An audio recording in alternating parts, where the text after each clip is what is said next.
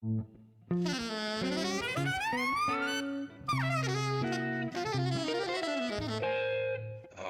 Jazz.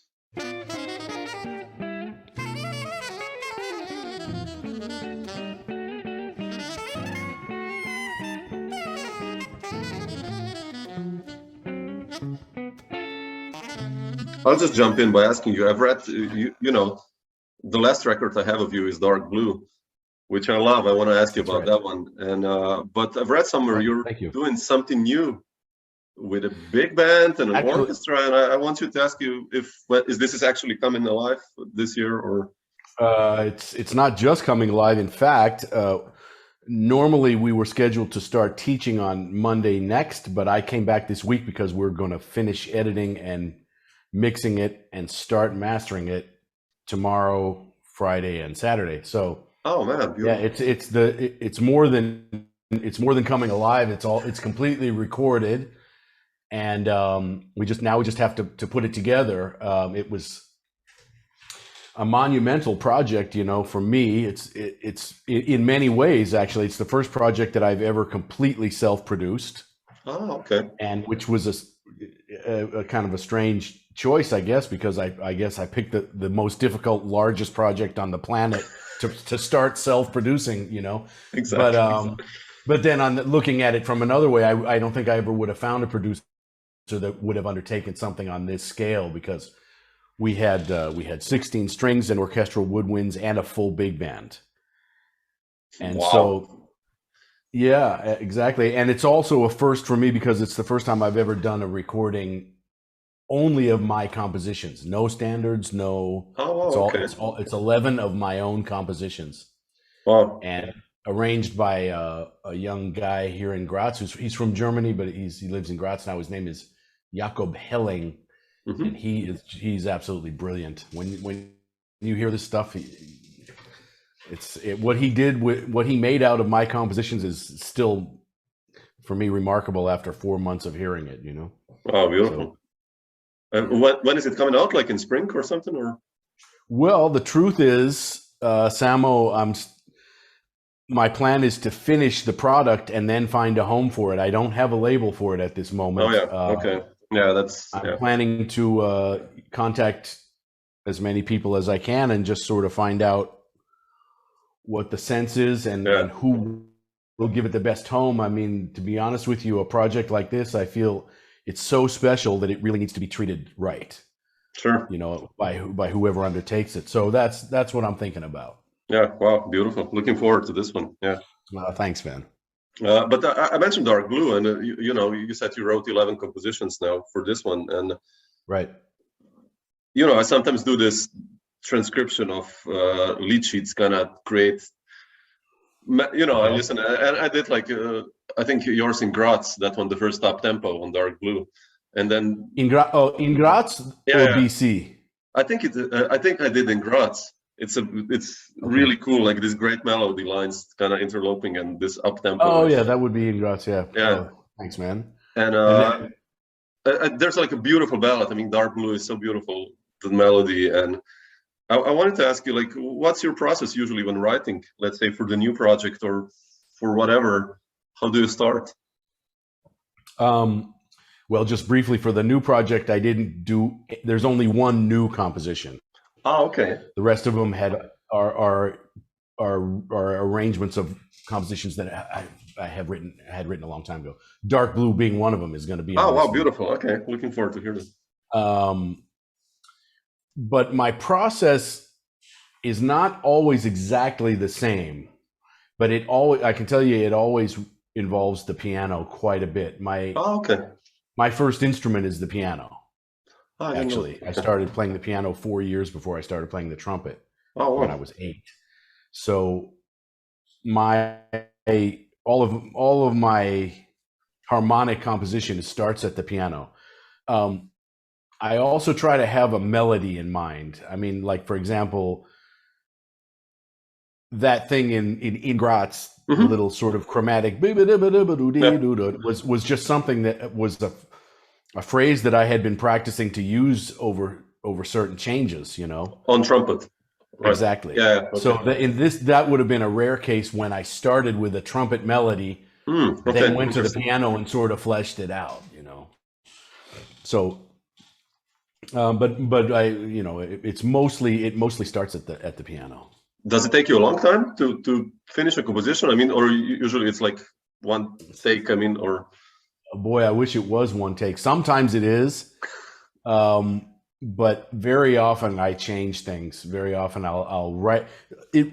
The way it seems to work for me is oftentimes this little idea will come to me, and I'll immediately try to sit down and work it out. But then I may finish it for that moment, but I always come back to it days, weeks, months later. In fact, I still have a couple of files here in the computer that I feel like are not finished, you know, even though they are, in a way they are finished. I could take them on a gig and play them, but it's just not where I want it to end. So sometimes it's quick, but I would say probably more often it takes me at least a month to get from start to finish. Yeah, sure. I mean, once there's a deadline, I guess that's what we all do, that we gather these ideas and then finish the lead sheets kind of. That's, you know, that I'm glad you said that, because of course everything changes when you're working for a project with a timeline and a deadline. You know, if it has to be done by tomorrow, well, it's going to get done by tomorrow, you know. Exactly. So, we're all the same. This is so funny. Like we collect ideas and then it's like, man, I need to finish this by Friday. Okay, let me write seven more tunes. Okay.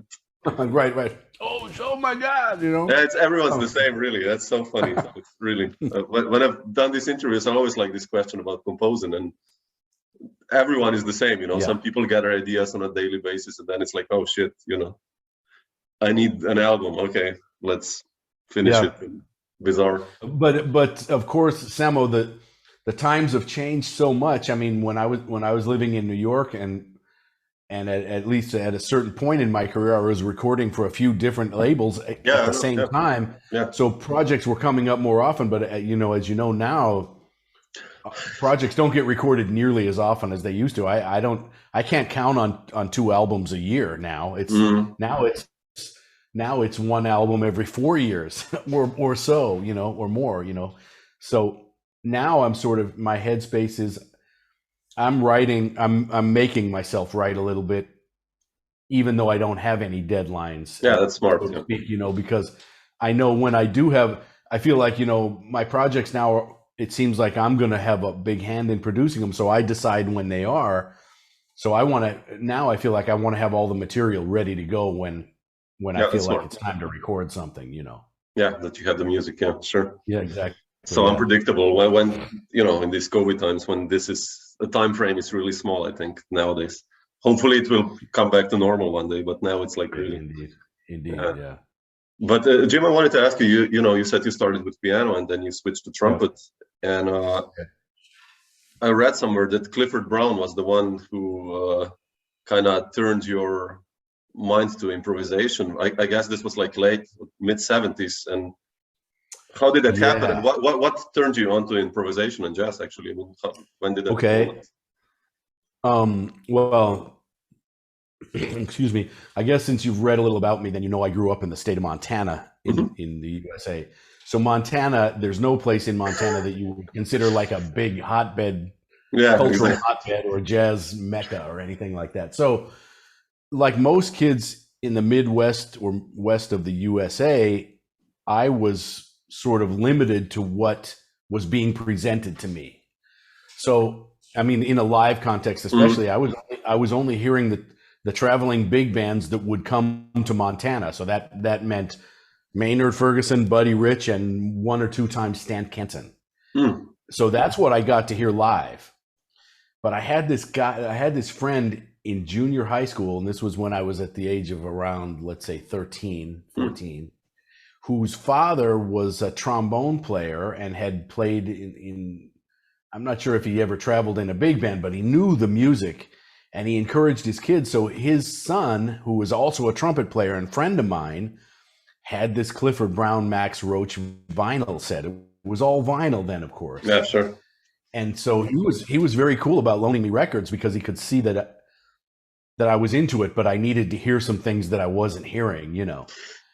And so, you know, you can imagine when you're 14 and you hear Clifford Brown for the first time, that kind of perfection, if you have any interest in the music at all, that's going to turn your head around just like that, you know. Yeah. And it absolutely did. I became consumed, you know. I just started listening to records and talking to this guy who, it's really remarkable, but at the same time, he turned me on to Woody Shaw. Same time, Clifford Brown, Woody Shaw. So at that time in the USA, those were the ends of the spectrum, you know. Clifford in 55, Woody in 76, 77, 78, and Woody had just recorded the same version of What Is This Thing Called Love that Max and Clifford recorded. So there it was. I was listening to these two versions of the same arrangement of the same tune, but obviously a completely different improvisational conception. So man, I was spinning. I was just like, wow, you know. And plus, I was at the piano. Instead of practicing what I was supposed to be practicing, I was just working on chords and trying to figure out, you know, the truth is, Samo, I taught myself all about harmony before I ever got to any university. I just didn't know what it was called, you know, but I knew about how dominant subbed for tritones, 2-5-1 or whatever. I knew all about that, you know. I had played all those sounds for myself, you know, so I had a good start that way. And my mom was great. She was a piano teacher, and she really encouraged all of us, you know. So did you transcribe them, these guys, like by ear, or like not at that point? Phrases I was just listening in awe and amazement. But I didn't get into transcribing, I think, if I remember right, until I went to school at the University of Oregon for 2 years because I hadn't made the decision yet to be a musician. And I was transcribing some arrangements. I remember I did a little bit of Horace Silver, and I did some other things, like one Harold Land tune, some other things. But I wasn't transcribing solos. And then I went to North Texas State University, and then that's where I met fellow students that were really serious. I hadn't met people on that level, you know, but all these cats were transcribing all the time, and I was like, wow, I better get into this, or I'm going to be behind next week, you know. So that's when I got into transcribing solos. Did you then? I mean, after you finished North Texas, I mean, of course, like the obvious choice for any serious jazz musician is to go for a certain time to New York. Like, what was your decision based on? Did like these, you know, schoolmates of you also go, or how did you base this decision actually to go?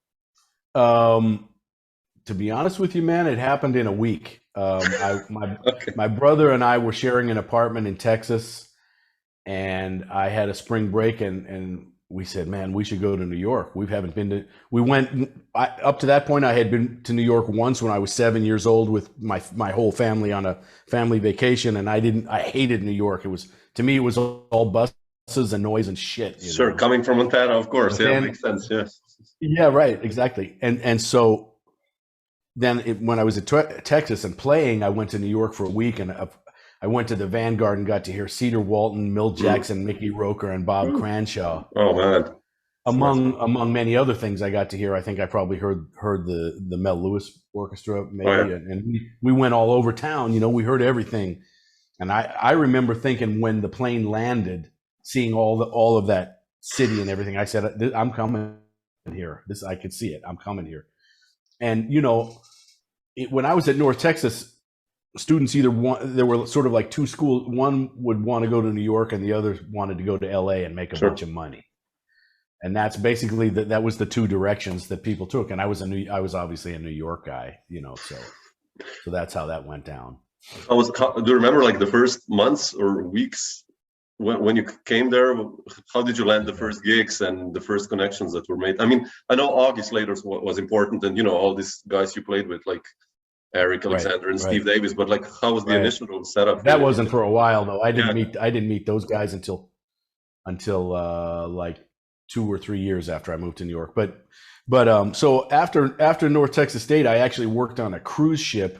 Oh wow, really? To save money because I didn't have enough bread. And to be honest with you, man, it was very important to me to not ask my father for money. because he was very skeptical about being a musician anyway. And I was really young and hard-headed and prideful. And I was like, I'm going to show him I can do this. I'm not taking his money. So I got a job on a cruise ship and I worked on it for a year and saved like crazy. I really did great, you know? So I had like, I don't know, at that time I had like 8,000, which was a lot of money in what the hell was it? 1983, I guess. Oh, no, 1984, 1987 is when I moved to New York. Excuse me, I'm making a mistake there. 87 is when so anyway, you know, I made a couple of connections on that cruise ship. And so basically, man, I somehow landed into some really nice gigs the minute I got to town. Like I got to New York in June, and I believe by September I had a tour with an off-Broadway company, which for that time it was a really good paying gig, man, you know. And and of course I had to do what everybody has to. I had to do wedding receptions and bar mitzvahs and stuff like that, you know. And but I had already made a lot of good connections, you know, and I was, like most young people going to New York, I was always going out and meeting people. Every night I was going to sessions. I was going to hang out, and my friend at North Texas, one of my very close friends, dear friend for the rest of his life, he passed away. That's saxophonist James Farnsworth, and we played together at North Texas, and then later we worked together on Ray Charles's band. But that's getting ahead. But his brother Joe Farnsworth, the great drummer, you know, I just became friends with the entire Farnsworth family. I used to go visit them in their home in Massachusetts because they knew I wasn't eating food correctly in New York by myself and everything. You know, they were very, very cool people. You know, they sort of protected me a little bit.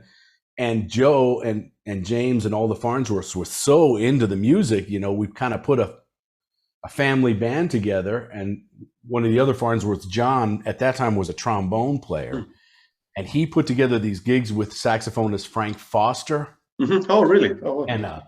And he arranged his music for sextet, and so we you know, like within a few months of moving to New York, I was doing stuff like that, which was really great for me. Yeah. Again, opening my ears and my mind, you know. So yeah, that was like the first few months. It was really fast. A lot of things happened fast. Then I sort of had a period where I decided I'm not sure I want to go straight out on the road after just moving to New York, because nobody's going to know I'm here. So I stopped taking road gigs and started doing the wedding thing a little more, so I could make money but still be in town. Yeah, like that was until 91, I guess. Yeah. And then 91, then the Ray Charles gig happened, right? Or 91 is when I hooked up the gig with Ray. How did you land that one, actually? I mean, it was funny. So I knew this guy again from Texas. A trombone player was playing with Ray, and they came to play at the Blue Note. And somehow I met him in New York, and he said, "We're playing at the Blue Note, but man, I know that next tour 3 guys are leaving." Right? So this would have been like in the fall, because Ray always played a week at the Blue Note, then he went to Europe for the rest of the year. That's the way his tours always were. So this would have been like maybe November. He was playing at the Blue Note, and this guy said, 3 guys are leaving, so what you got to do is you need to send a tape of your group to Ray so he can hear what you're doing. And I said, send a tape of my group? I don't have a group. But what I did have was a cassette deck that recorded. You could plug a microphone into it and record sort of like 2-track with an existing track and mix it together so it sounded like you were playing, you know. So I put on the Jamie Aebersold vinyl Charlie Parker. And I played like 3 or 4 of those tunes, and I sent it to him and said, "Here's my band." And apparently he didn't hear the little pops and hisses from the vinyl on the thing, or maybe he thought I had my album pressed. I don't know what he thought. But anyway, so I sent it to him, and I just forgot about it. I figured, man, this is a long shot at best. The cats are out in LA, and everybody wants to play with Ray Charles if they can. And so, you know, I went about my life and came back, and we had one of those. At that time, we had a kind of answering machine that had a cassette tape in it. It wasn't digital, right? And I came home late after hanging out late, like 4 a.m. And there's this message, yeah, Rotondi, this is Brother Ray. He actually called you himself? Or? He called me personally. Oh, wow, man. Wow, that's cool. But actually, I mean, getting into the story, he was super controlling and hands-on about the gig, every aspect of the gig. Oh, wow. He said, Rotondi, I'm sending you a ticket. And of course, like, you know, most people, I thought this was my friends, you know, goofing on me. So I just said, yeah, right. But then he called again. And then of course I knew, you know, and he sent me the ticket. And so I flew out and did that tour in 91. And it turned out to be, I did all of 91. And then some of Ray had his thing. He would play 7 months and then take 5 months off. Oh. And in the 5 months off, he would do gigs with symphony orchestras or stuff like that. But the band was free. We were off. Yeah. He sometimes did little one isolated gig here and there. And so he would hire me to do the what they call the off-season gigs. So I guess I think I worked with him for about a year and a third. That's the way I think about it. Wow. Because I didn't go back on the next year tour. I just decided it was too much, man. Again, I didn't want to leave. I didn't want to be gone from New York for 6 months again. Yeah. But was it like a interesting experience for you? I mean, to play in that group? Like, I'll put it like mildly. I mean, like, what? Yeah. It was great on a lot of levels. You know, there are a lot of stories about.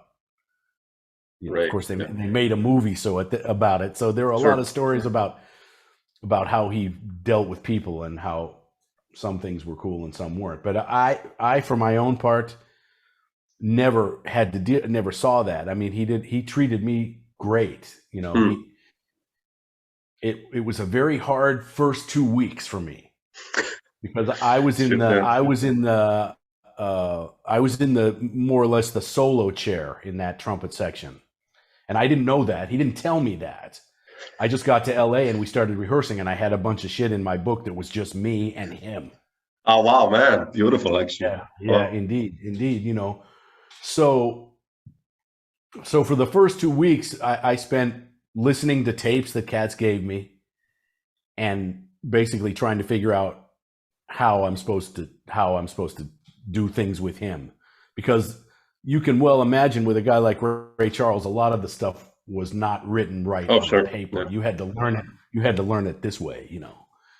And so anyway, you know, he used to the story was always on that band that if Ray Charles called you in after a concert, that was bad. That meant he didn't like something you were doing. Oh shit, yeah. And if you don't hear from him, then everything's cool. So for my first 2 weeks, I was going in every other night. It was like Rotondi, you know, and like, and I said, you know, man, I'm listening to these tapes every day on the bus, man. I'm doing the best I can. He said, what tapes? And I said, well, I have some tapes that Cass gave me. He said, man, I hate the way that stuff was playing. Play it like this. And then he sang it to me what he wanted, and I never saw him again. I never talked to him again. Oh, wow. Yeah. He sang it. He sang these parts to me. He said, play it right here, play this, play it like that, you know. And Samo, I don't know if you know the history of the Ray Charles trumpet section, but so you got Marcus Belgrave, Phil Gilbo, Blue Mitchell, Johnny Coles. Really? I didn't know that. These cats were in his. There's a huge heavy trumpet legacy from the Ray Charles trumpet section. A lot of heavy cats. Oh, I have to check it out. Yeah, in particular, Johnny Coles, Ray loved him so much that they would do like a duo every night, you know, and that's a huge compliment. They would never, you know, so, you know, I was thinking about that kind of stuff too. Like, wow, how am I ever going to deal with these cats, you know? But he ended up really, really digging me, and he gave me a raise, and when I didn't ask for it, and asked me to stay. And that was right at the time that I made the first record with Eric Alexander. Oh, straight up, We had just recorded it after on a little break that we had from Ray's band. So he called me, the last time he called me in was actually for a good reason. He said, well, man, what's happening? Are you going to stay or are you going? And I said, well, I just made this record and it's been really popular. It's on the radio all the time. And I think I better try to establish myself and let people know who I am, because I was just the trumpet player on that record, but I had a great opportunity, to have being played on the radio all the time. And you probably want to move on in this interview. So I'll say one last thing about Ray Charles, no worries. Which for me was a little unfortunate. And it was part of my motivation for leaving. Ray Charles, for whatever reason, had a policy that he never announced a member of a band ever. Oh, so we were going out on the road for months and months, playing solos, playing our heart out for the guy.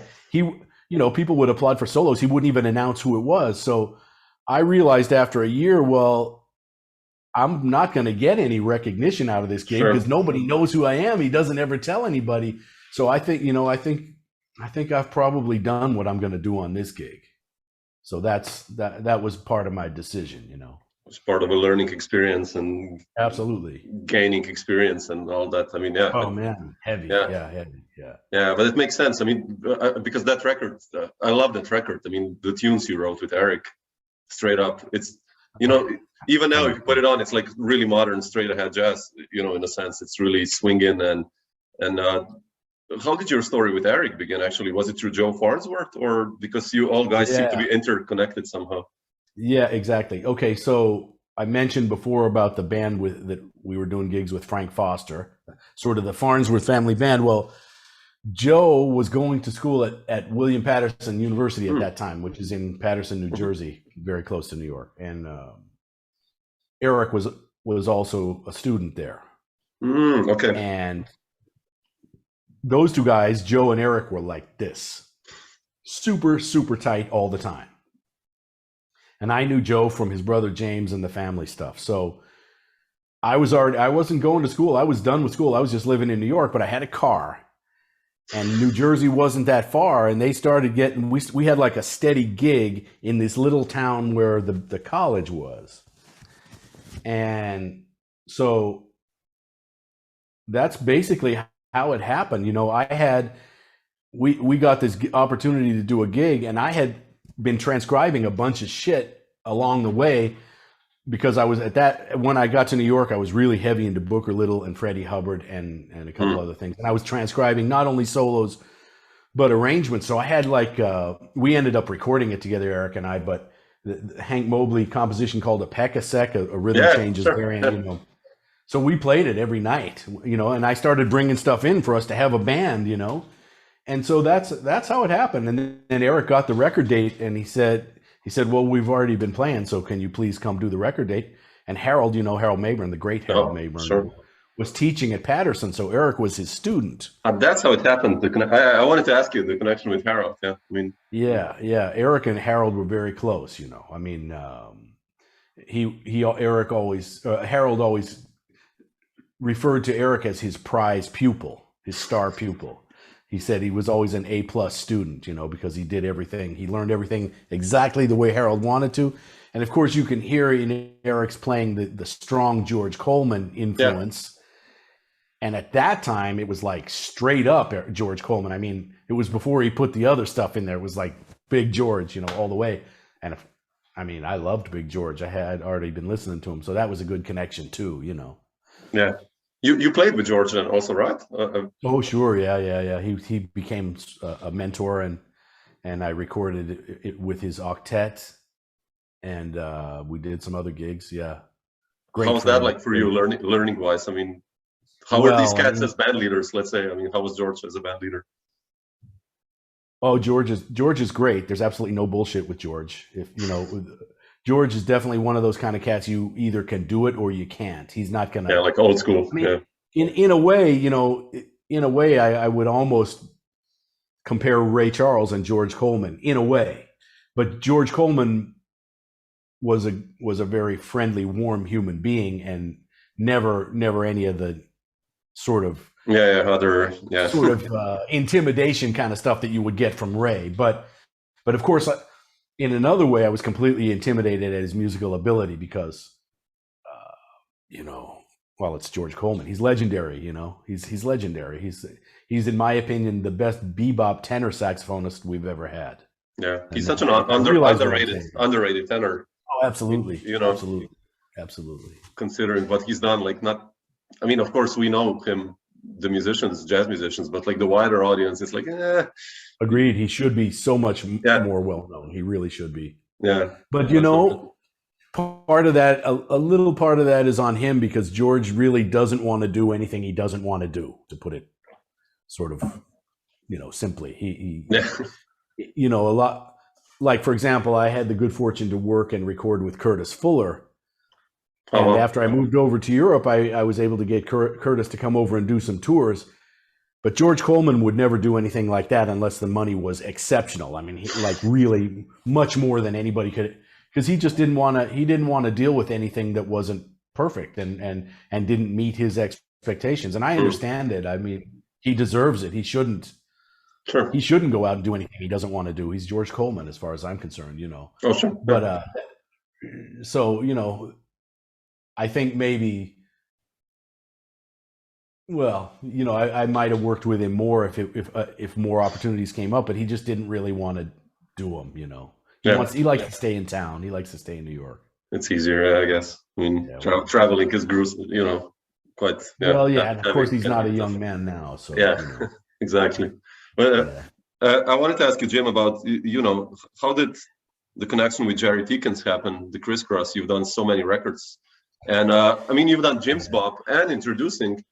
And it's like two completely different bands. I mean, the one, with Eric and John Weber and Harold makes sense, but how did that one with Larry Goldings and Dwayne and Billy Drummond?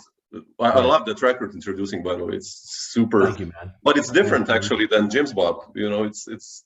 Oh, sure. I mean, vibe is completely different. And how did these stories begin? I mean, you becoming a band. Okay. I'll set that up for you. So Eric had already been recording for Jerry because right after we did Straight Up, Deakins behind the super popularity of Straight Up, Deakins contacted him immediately, and so Eric went over there and became, of course, one of the very successful crisscross artists of all time, I guess.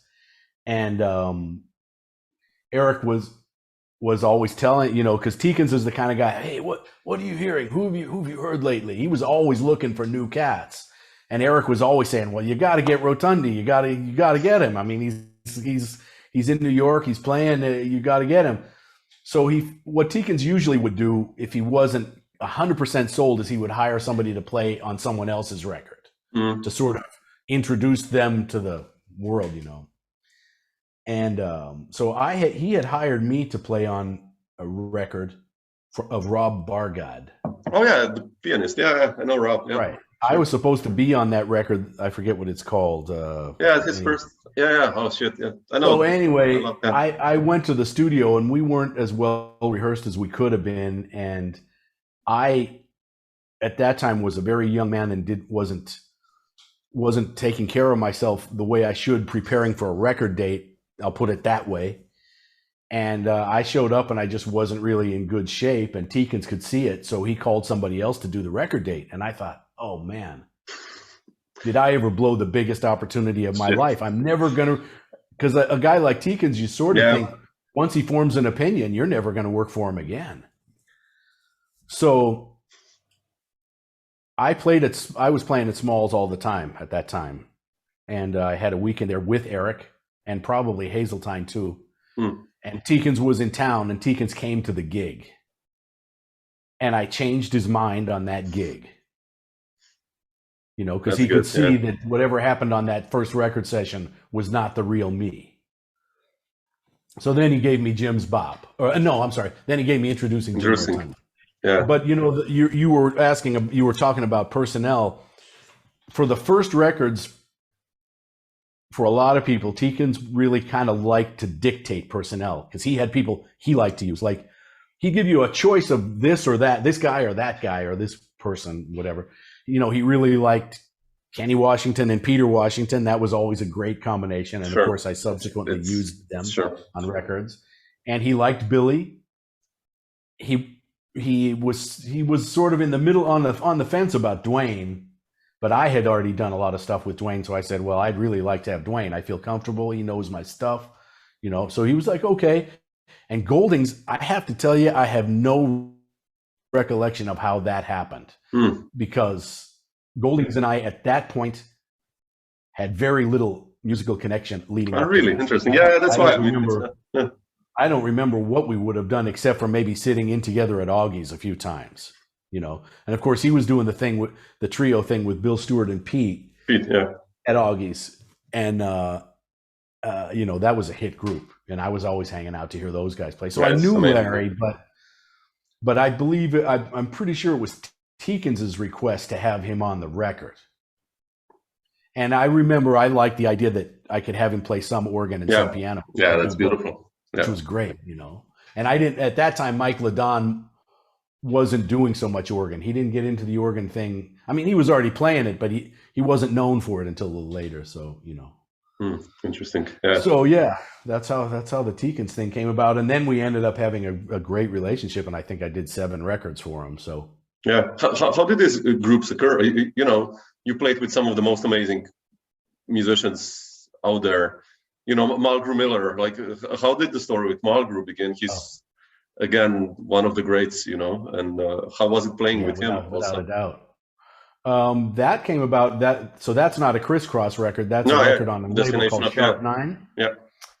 And that guy, the producer of Sharp 9, Mark Edelman, was a very good friend of mine. I mean, we would talk on the phone every day about whatever, always talking about music and stuff. And he liked me. He wanted to help me, you know, he wanted to support me. And so we kind of went back and forth, you know, with producers. You don't put all your cards on the table right away. You kind of start negotiating the deal, and yeah, maybe we could do a record. That could maybe, you know. And then he started saying, well, who would you use? And of course we had already done One for All, and Dave was on there. Yeah. He loved Dave. He still loves Dave to this day, and why not? He's such a great player and great guy, you know. But I said, you know what? I met Mulgrew, and I've been listening to Mulgrew for a long time, and I consider him to be at the top of the field right now. And if we could make a record with Mulgrew Miller, that would change my life, I think. And he said, well, let's find out how much it costs. And which is, of course, what a producer always says. Sure, you know? Sure, yeah. And of course, you know, I had met Mulgrew a couple of times, so I just straight up asked him, and he said, okay, we can do it. So that's how it happened. So it's like, and again, there I already had the music pretty much, except for Miller time. Yeah, like you said, yeah.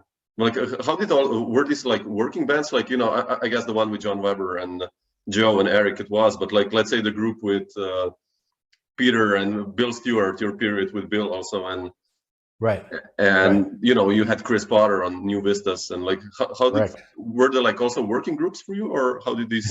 No, well, so that would be the New Vistas CD was the one. I love that one, man. That's.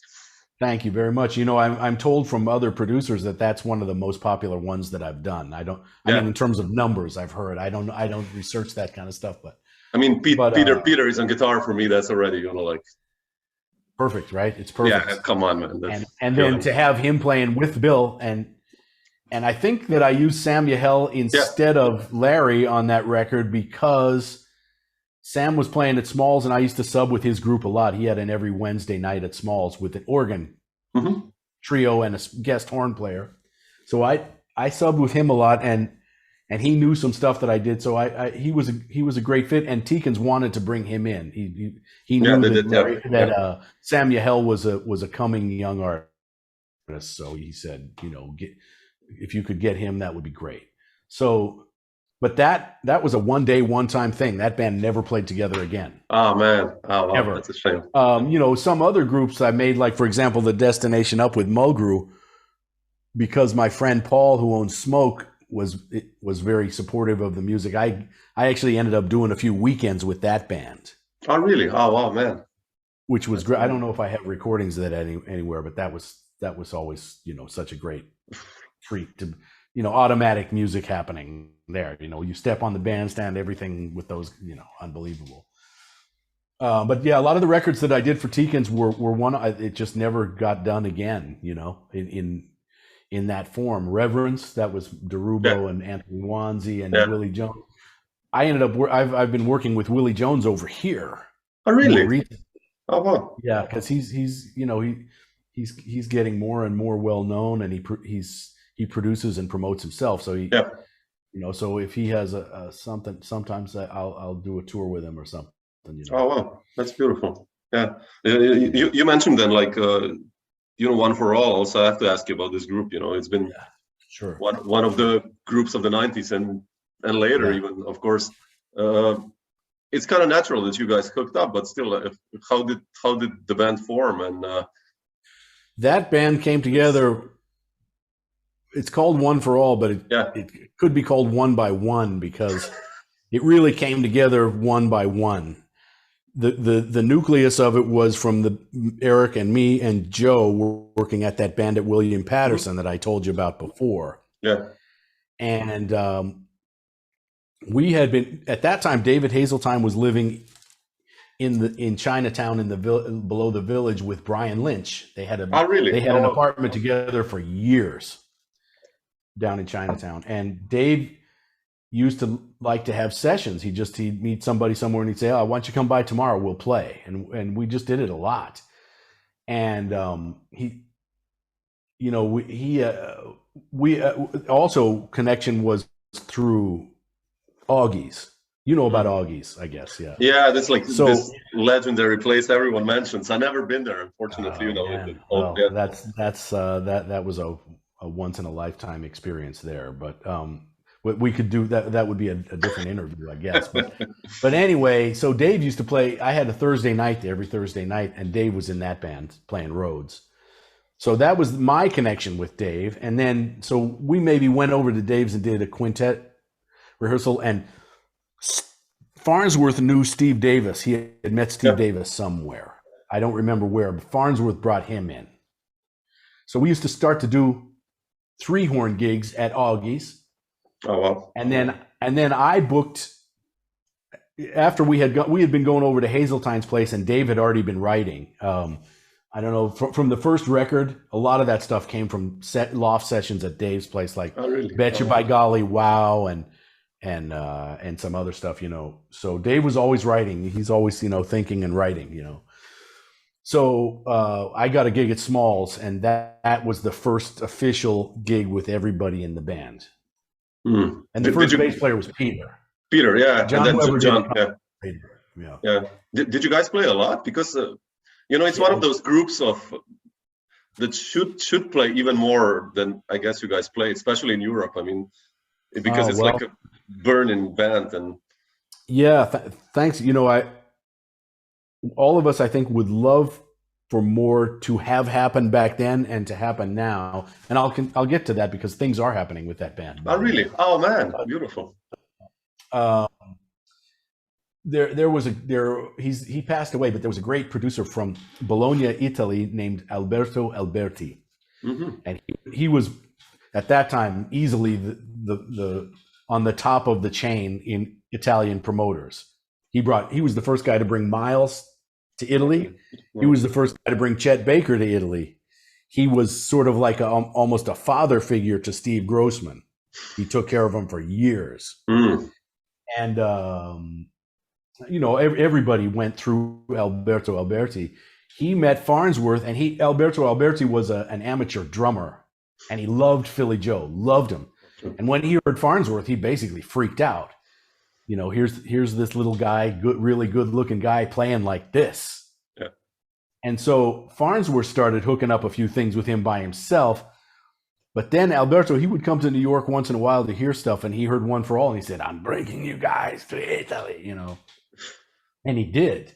Oh, wow. And so those were our first visits to Europe, were Italian tours with him. Also for you, like this was the first time, or? Absolutely. Oh, absolutely. Really? Oh, okay. His at that time, his protege was a young saxophonist named Piero Odorici. Oh, sure. Yeah. Who is now one of the strongest saxophone players in Europe, and also the owner of the club Camera, the new club in Bologna. So we've actually been doing a lot of stuff just lately, the two of us, but we always did. We worked with Curtis Fuller when he would come over and all kinds of stuff. So anyway, so One for All was doing a little of that, but we always had promoters who wanted to try to get us together, but it was really hard. It was hard to organize because Eric was super busy at that time, sure. Crazy. And also, even at that time, and there was more money for things like that then, I hate to say, but even at that time, it was hard to book a sextet of cats who really weren't well known. I mean, Horace Silver could do it, but, you know, One for All, it was like people were taking a chance. Nobody really knew what. 6 flight tickets and everything. Yeah. And especially to get 6 flights to Europe and hotels organized and stuff, you got to have somebody that can really take care of that. And we never really did find a manager that worked out. So that was part of the problem. You know, that I often think, and I talk to Dave and Steve about this too, One for All could have been a lot better known had we ever been able to get that organization together, but it didn't happen. Yeah, you know, I mean, the front line, it's amazing. Like when you 3 guys play unison or lines together, it's just the horns, you know, itself is just like that stuff we never ever talked about. That it just automatically happened, you know. It's just a listening thing.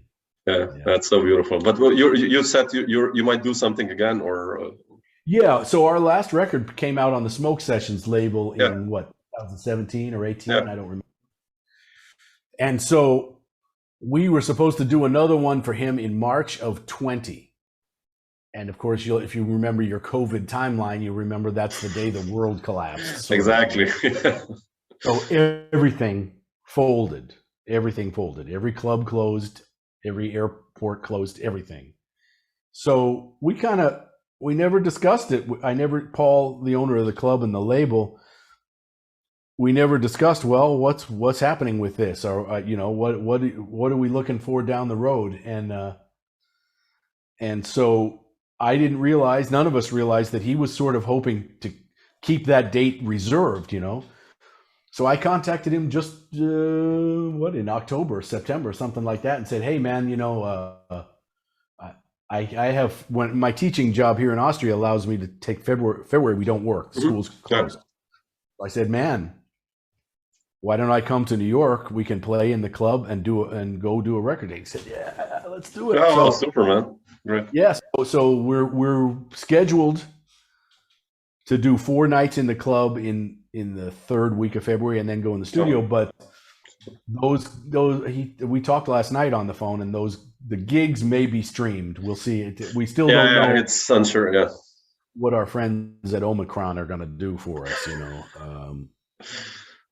But anyway, you know, I think we'll end up doing the date either way. We're going to record, so cool. You know, it'll be cool. Fantastic. So a lot of Rotondi coming in 2022. At least 2. There's going to be a lot on the market. Yeah. Right. Super, man. Beautiful. Looking forward to that. I mean, you know, I miss your new records because, you know, I still have only Dark Blue, the last one. So I'm like looking forward to hear some new playing. So I would send you the crisscrosses, but they're all gone. They're out of print. Yeah. No, I mean, I have the older ones. Sure. Before Dark Blue, I have those. But just like after Dark Blue, you know, to have something new. So. Well, you know, I've made a few sideman appearances since then, but I'm so happy that I do have a leader project because super. I haven't let it go this long ever since I started recording, so I'm happy to have it coming. You know. Yeah, beautiful to hear that. So cool, Jim. I won't take more of your time. So thanks. Thanks a million, man.